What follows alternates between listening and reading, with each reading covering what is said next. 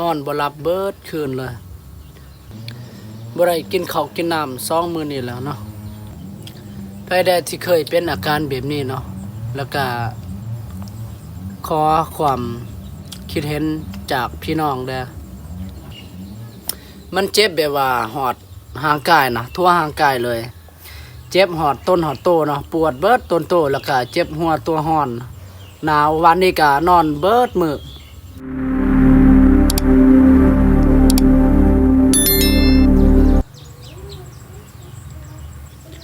เอากับทักทายสบายดีเนาะพ่อแม่พี่น้องที่อยู่ไกลหรือไกลภายในและต่างประเทศเนาะเบิดสุขสุขคน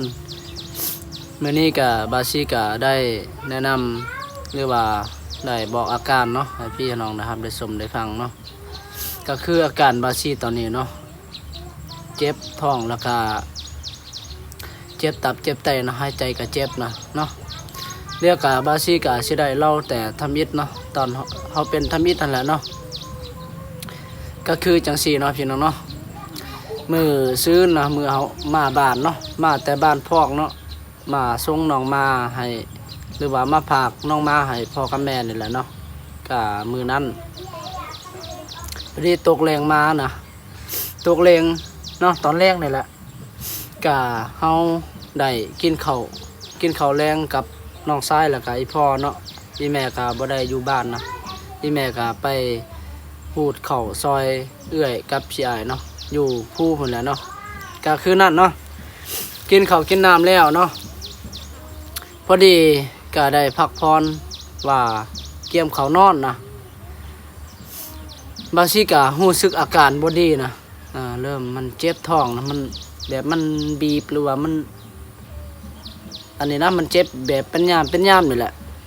แต่ว่ามันเจ็บบ่แห้งดอกธรรมดาเนาะก็นอนบ่หลับเนาะคือนั่น จนว่า6 โมง 7 โมงนะก็นอนบ่หลับเนาะพอดี8 โมงนะ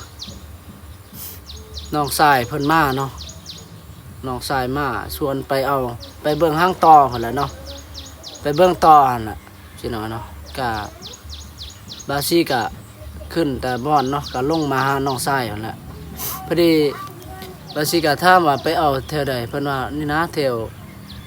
หมู่บ้านเฮานี่แหละมอๆนะเพิ่นว่านะหลังอันนี้หลังบ้านเพิ่นว่าเนาะอยู่ภาคใต้พี่น้องเนาะ พอดีก็ได้ไปนะ8 โมงเนาะเกี่ยมเครื่องคักแน่เนาะว่าได้กินไข่ต้อแหละคิดว่านะพอดีเขาไปหอดจุดอันนี้ต้อเนาะมาไปอันนี้ไปหอดหั่นแล้วก็เห็นว่าต่อกำลังสร้างหั่งเนาะ เพราะว่ามันเป็นต่อคุ้มนะหรือว่าต่อดินนี่แหละเนาะกำลังสร้างหั่งอยู่เห็นว่า2 หั่งอยู่เนาะหั่งน้อยๆดอกซ้ำค้านี่เนาะกำลังสร้างอยู่ก็เลยบ่ได้เอานะคืนนั้นก็กลับมาคืนเนาะกลับมาเฮือนคือเก่าพอดีบาซิกาได้ขึ้นนอนเนาะพักผ่อนขึ้นนอนรู้สึกแบบนอนบ่หลับอีกเด้นอนบ่หลับจักเทื่อเลยแต่ว่าเฮาหลับเฮาก็บ่ฮู้เมื่ออีกว่าจักตอนใดเฮาหลับนะพอดีเฮารู้สึกก็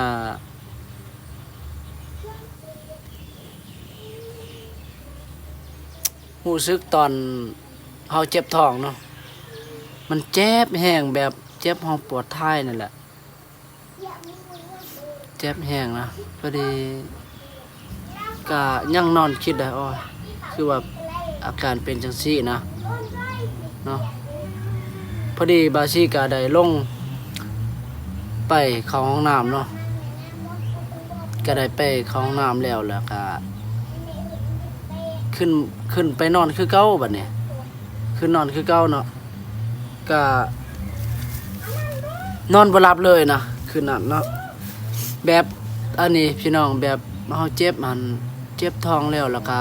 ได้ไปถ่ายคือว่ามันดีเนาะดีเลยนอนไปนอนมาบัดนี้ แบบแบบเฮายืนท้องเนาะท้องมันเด้งขึ้นเจ็บอีกได้พอดีมันขึ้นเจ็บฮอดตับนะเจ็บฮอดตับมันเจ็บแบบเป็นย่ามแบบเขาบีบนี่แหละแบบมีคนบีบนะเจ็บเป็นย่ามเนาะมันเฮ็ดเนาะพอดีบาซี่ก็นอนคิดอีกได้คิดว่าเฮาเจ็บจุกเด้เพราะว่าบ่เคยเนาะแต่หน่อยจนใหญ่นะบ่เคยเจ็บแบบนี้พอดีคิดว่าเฮาเป็นกระเพาะบ่หรือว่าเฮาเจ็บจุกบ่เฮาคิดหั่นนะพอดีเบิ่งโมงอีก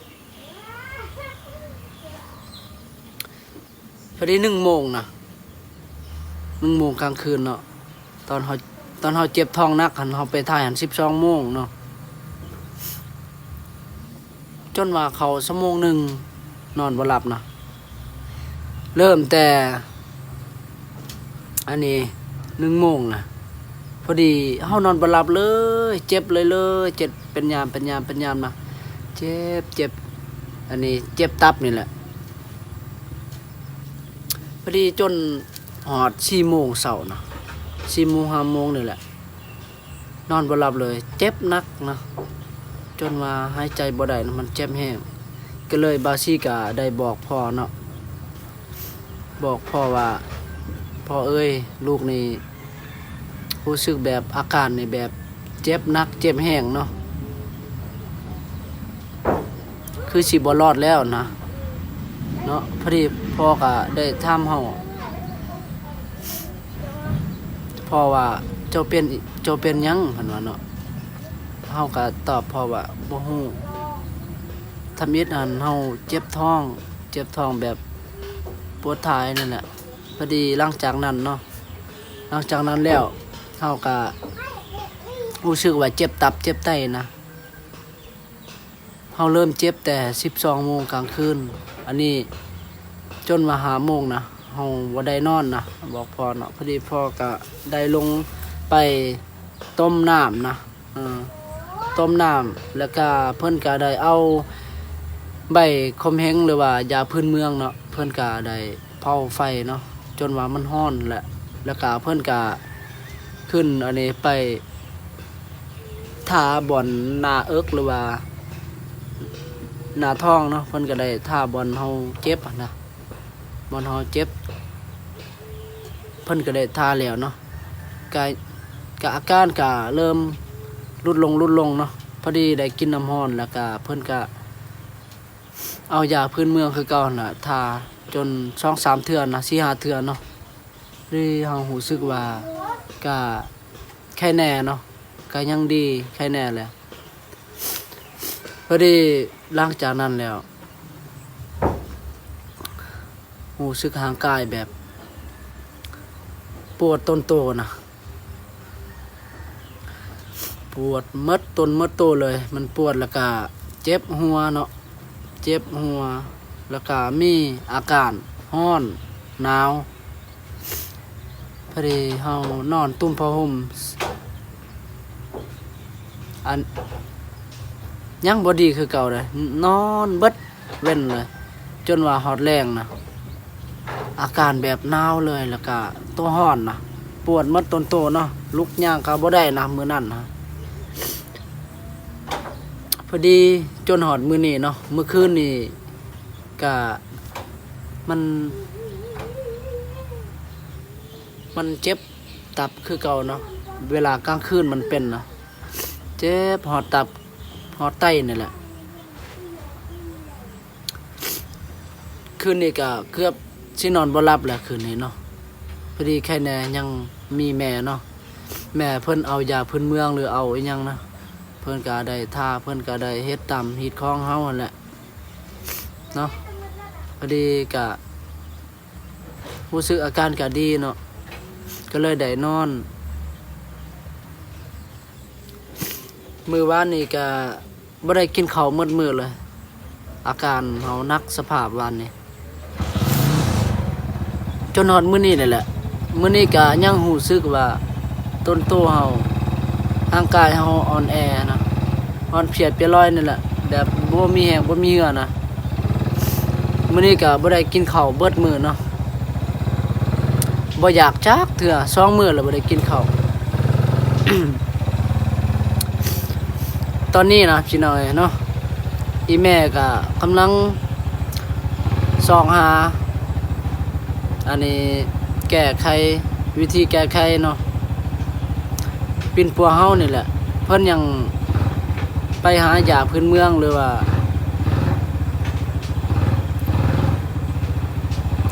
ให้เฮากินนะ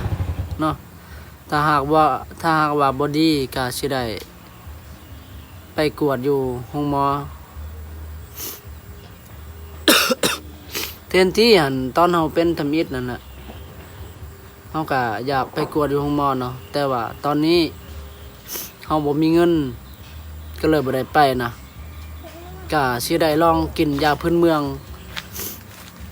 ก่อนเนาะถ้าหากว่ามันบ่ดีก็สิได้ไปกวดอยู่ห้องหมอหรือว่าสิอันนี้ขอเงินนำพี่น้องอ้ายเอ้ยน้องทางบ้านเฮานี่แหละเนาะถ้าหากว่าบ่ได้ถือว่าสิได้กินยาพื้นเมืองนี่แหละเนาะปิ่นปัวด้วยฮีตของทางบ้านเฮานี่แหละเนาะแล้วก็ พี่น้องคนใดเนาะที่เข้ามารับชมหรือมาติดตามเนาะก็อย่าลืมฝากความคิดเห็นเนาะแก้ไขวิธีแนวใดให้มันดีเนาะอาการจังซี่นี่นะมันอาการตอนนี้ก็หนักหน่วงเนาะอาการเฮามันหลายชนิดเด้อตามมิดนะเนาะเจ็บท้องเนาะแล้วก็มีเจ็บตับนะเจ็บตับเจ็บไตนี่แหละแล้วก็ปวดหัวตัวห้อนหนาวปวดร่างกายเฮาบ่ฮู้ว่าพยาธิหรือว่าฮีตของทางบ้านเฮาเนาะอันนี้เฮายังบ่ทันฮู้เพราะว่าแม่ยังก็บ่ทันได้ไปหาหมอยาหรือว่าหมอดูบ่ทันได้ไปกวดจักเทื่อเนาะเพิ่นก็ยังส่องหาวิธีอยู่ตอนนี้เป็นพวกเฮานะขอกำลังใจจากพี่จากน้องนะฝากความคิดเห็นเนาะแก้ไขวิธีอาการแบบนี้นะมันให้มันดีเนาะมีแนวใดแดแล้วก็อย่าลืมคอมเมนต์นะเด้อพี่น้องเนาะขอความช่วยเหลือความคิดเห็นจากพี่จากน้องอีกเทื่อเพราะว่าอาการแบบนี้เฮาก็หากะเป็นพี่น้องเนาะแต่น้อยจนใหญ่นี่แหละหากะเป็นเดี๋ยวนี้นะ2 มื้อนี้แหละพี่น้องเนาะบ่สบายนี่เทนที่นะเฮามาแต่บ้านพวกเนาะก็ได้กลับบ้านพร้อมในเทนที่ว่าสิได้เข้าป่าหาอยู่หากินนี่แหละตามห้วยตามห้องเนาะสิได้นอนป่านะกินข้าวป่านะเฮ็ดแบบธรรมชาติสมัยอาชีพเฮาหั่นน่ะเนาะอาชีพทำมาหากินนี่แหละเนาะวางเพนทำอิฐคักแน่แล้วเนาะเทนที่ว่าสิได้เข้าป่านอนป่าเนาะก็เลยบ่ได้ไปเนาะบ่สบาย2 มื้อนี่แหละพี่น้องแล้วก็เบิ่งอีกมื้ออื่นนะถ้าหากว่าอาการบ่ดีนะก็สิได้กลับบ้านเนาะแล้วก็สิได้ไปกวดอยู่ห้องหมอเนาะท่านเพจท่านหมอว่าสิเห็นแนวใดเนาะก็ไปชมไปเบิ่งนำกันเลยพี่น้องเนาะเอาอันนี้คำอธิบายหรือว่าแนะนำบอกพี่น้องเนาะกับอาการเฮาตอนนี้เนาะสำนีไปก่อนพี่น้อยเนาะสิเข้าไปนอนก่อนบ่ไหวแหละเจ็บท้องแห้งนะตอนนี้เนาะขอบใจหลายๆเด้อพ่อแม่พี่น้องเนาะที่เข้ามาติดตามและมารับชมมาเบิ่งเนาะแล้วก็มาคอมเมนต์ให้คำปรึกษาเนาะขอบใจหลายๆเด้อ